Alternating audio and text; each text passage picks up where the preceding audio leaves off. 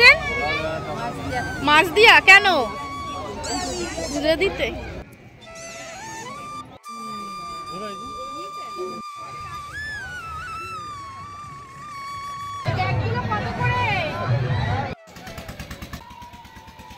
ভালো।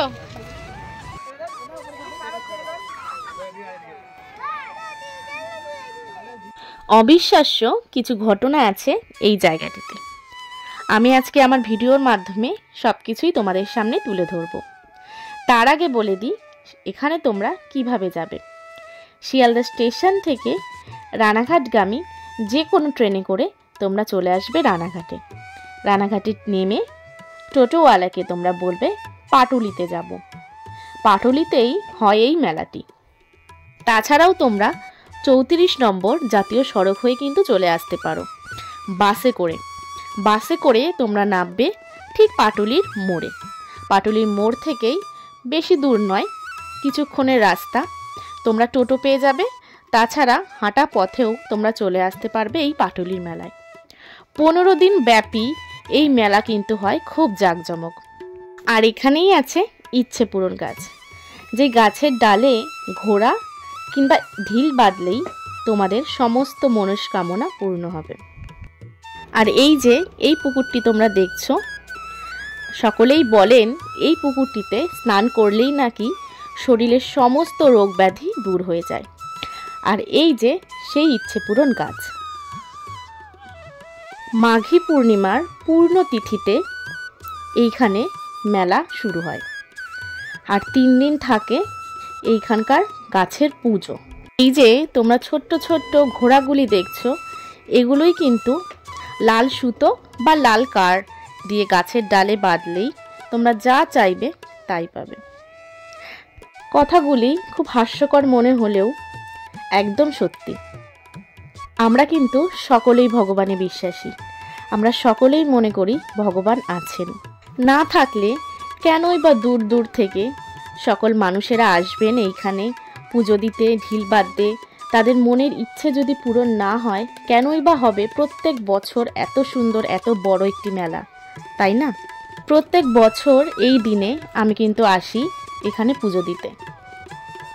এখনো পর্যন্ত আমি যেই জিনিসটা চেয়েছি ভগবানের কাছে, সেই জিনিসটা কিন্তু আমি সত্যি পেয়েছি। এটি কিন্তু পীর বাবার বসার স্থান। এটি একটি নিম গাছ। নিম গাছের তলাতেই পীর বাবা বসতেন ও সমস্ত মানুষের মনস্কামনা পূর্ণ করতেন, তাদের রোগ ব্যাধি দূর করতেন। কথাতেই আছে, বিশ্বাসে মিলায় বস্তু, তর্কে বহু দূর। তর্ক করলে অনেকখানি, কিন্তু বিশ্বাস রাখলে সমস্ত কিছুই সম্ভব। এটাই কিন্তু বলে থাকে অনেক মানুষেরাই। এই যে তোমরা দেখতে পাচ্ছ, এই ভদ্রমহিলা মুরগির পা দুটিকে খুলে দিচ্ছেন। আসলে মুরগিটিকে উনি বাড়ির থেকে নিয়ে এসেছেন পাটি বেঁধে। এখানে এসে পীর বাবার উদ্দেশ্যে মুরগিটি ছেড়ে দিলেন। হয়তো এনারও মনের কোনো ইচ্ছে পূরণ হয়েছে, তার জন্যেই পীর বাবার উদ্দেশ্যে মুরগিটি ছেড়ে দিলেন। আমিও দেখো এখানে পুজো করে নিচ্ছি। এখানে পুজো দেওয়ার জন্যে ধূপকাঠি, মোমবাতি, ফুল আর বাতাসা এইগুলোই লাগে। তাছাড়া আর কিছুই তোমাদের লাগবে না। আর তোমরা যদি চাও গাছের ডালে ঘোড়া বেঁধে কিছু চাইবে, সেটাও কিন্তু তোমরা চাইতে পারো। কিন্তু তোমাদের বলে রাখি, তোমরা যেটিই দেবে, মানে যদি একটা ঘোড়া তোমরা দাও, তোমাদের মনের ইচ্ছে পূর্ণ হলে তোমাদের 2টো ঘোড়া এখানে বেঁধে দিয়ে যেতে হবে। কেউ কেউ আবার চেয়ে থাকেন একটি ঘোড়া দেওয়ার পরে আরেকটি ঘোড়া খুলে দিয়ে যাবেন। যে যেভাবে ইচ্ছে সেভাবে তোমরা এখানে প্রার্থনা করতে পারো আর যা যা চাওয়ার চাইতে পারো। তোমাদের সব মনের কামনা পীর বাবা পূরণ করবে। এটাই সকলের বিশ্বাস, এটাই আমার বিশ্বাস। কোথা থেকে এসছেন? মাছ দিয়া। কেন? পুজো দিতে। যা চেয়েছেন পেয়েছেন? পেয়েছেন? যা চেয়েছেন পেয়েছেন বলে আবার পুজো দিতে এসছেন, তাই তো? অনেক দূর থেকে ভক্তরা আসেন তাদের মনের ইচ্ছে নিয়ে পুজো দিতে। যেই গাছের ডালটি তোমরা দেখতে পাচ্ছ, এখানেই কিন্তু ঘোড়া বেঁধে দিয়ে গেছেন। কেউ কেউ আবার ঘোড়া খুলেও দিয়ে যান। মাঘী পূর্ণিমার দিনই আমার রূপের জন্ম হয়েছিল। সেই সময়টিতে আমার শাশুড়ি মা মানত করেছিলেন এখানে 2টি মুরগি ছাড়বেন। রূপের যখন 1 বছর বয়স হয়ে যায় তখনই এসে এখানে আমরা 2টি মুরগি ছেড়েছিলাম। ভিডিও শেষে আমি ছবিগুলি দিয়ে দেব, তোমরা দেখে নিতে পারো। এই দেখো কিভাবে গাছের ডালগুলিতে ঘোড়া বেঁধে দিয়ে গেছে। গত বছর যখন আমি এখানে পুজো দিতে এসেছিলাম তখন মনের একটি ইচ্ছা জানিয়ে গেছিলাম। এবছর সেই ইচ্ছাটি আমার পূর্ণ হয়েছে, তাই আমি 2টি ঘোড়া বেঁধে দিয়ে গেলাম। আমি একটি ঘোড়া বেঁধে বলেছিলাম যে মনের ইচ্ছা যদি পূরণ হয় তাহলে আবার আমি এসে 2টি ঘোড়া বাঁধব। সেই মতোই আমি 2টি ঘোড়া বেঁধে দিয়ে গেলাম। এই দেখো রূপ এখানে হাত জোড় করে প্রণাম করছে আর সকলকেই দান করছে। তোমরা তোমাদের মনের ইচ্ছে মতো যা খুশি এখানে দান করতে পারো। নমস্কার বন্ধুরা, আমি জয়িতা। রূপের কীর্তিতে তোমাদের অনেক অনেক স্বাগত জানাই। আমি আগেও বলেছি, তাও একবার বলে দিই, এখানে কিন্তু 3 দিন পুজোটি হয়ে থাকে আর 15 দিন থাকে মেলা।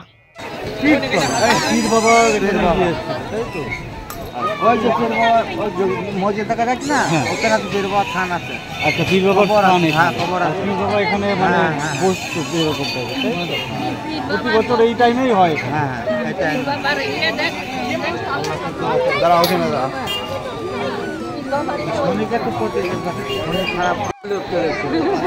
হ্যাঁ, একটু আশীর্বাদ করে দেন। আল্লাহ তোমাদের ভালো রাখুন সবাইকে। চলো এবার আমি তোমাদের পীর বাবার কবরস্থানটি ঘুরে দেখাই। ইচ্ছে পূরণ গাছটি যেখানে রয়েছে তার থেকেই খানিকটি দূরেই রয়েছে পীর বাবার কবরস্থান। এই যে মেলার মধ্যে দিয়েই হাঁটা পথেই আমরা চলে এসেছি। এখানেও কিন্তু ধূপকাঠি মোমবাতি জ্বালিয়ে মনের ইচ্ছে প্রকাশ করতে পারো। মনের ইচ্ছে পূর্ণ তোমাদের হবেই। এখানে আমি আর রূপ ধূপকাঠি মোমবাতি জ্বালিয়ে একটু প্রার্থনা করে নিচ্ছি।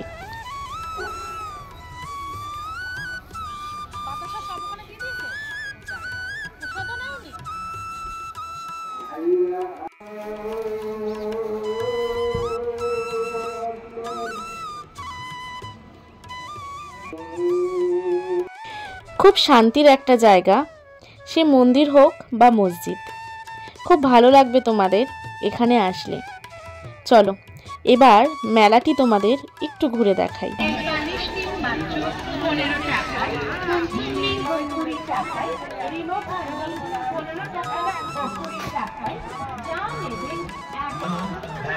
জিনিস পাচ্ছে আমাদের দোকানে মাত্র 40।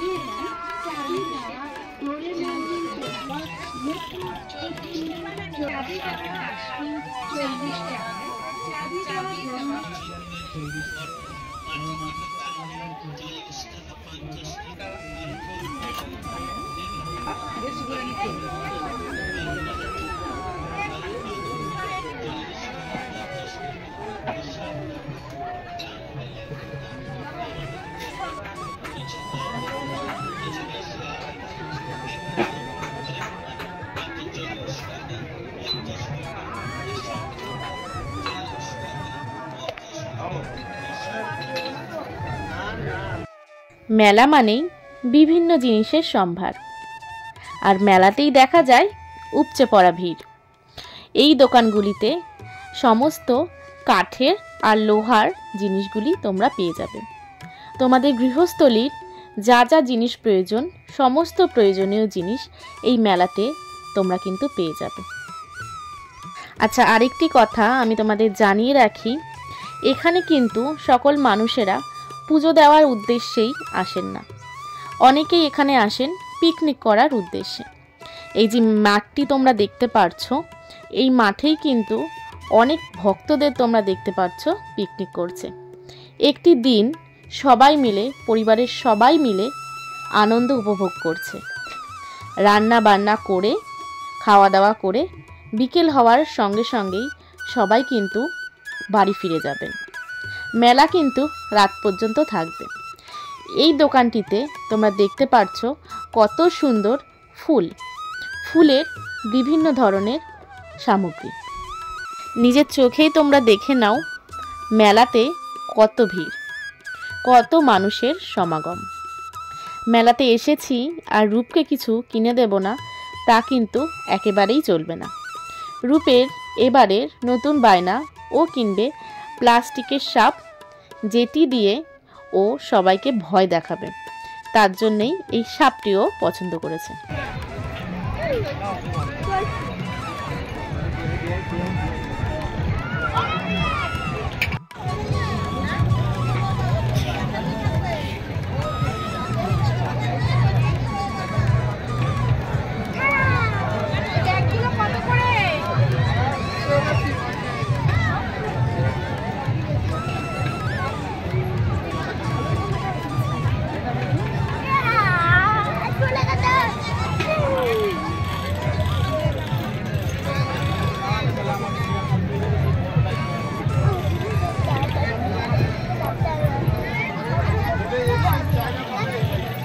ওই দোকানটিতেই বিভিন্ন ধরনের ব্যাগ 100 টাকা করে পাওয়া যাচ্ছিল।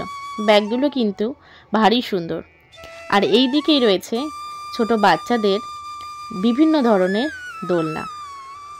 এই দোকানটিতে পাওয়া যাচ্ছে একটি অদ্ভুত ধরনের শরবত, যদিও আমি ট্রাই করিনি, দেখে একটু অদ্ভুত লাগছে। তোমরা দেখো কেমন লাগছে কমেন্টে জানিও।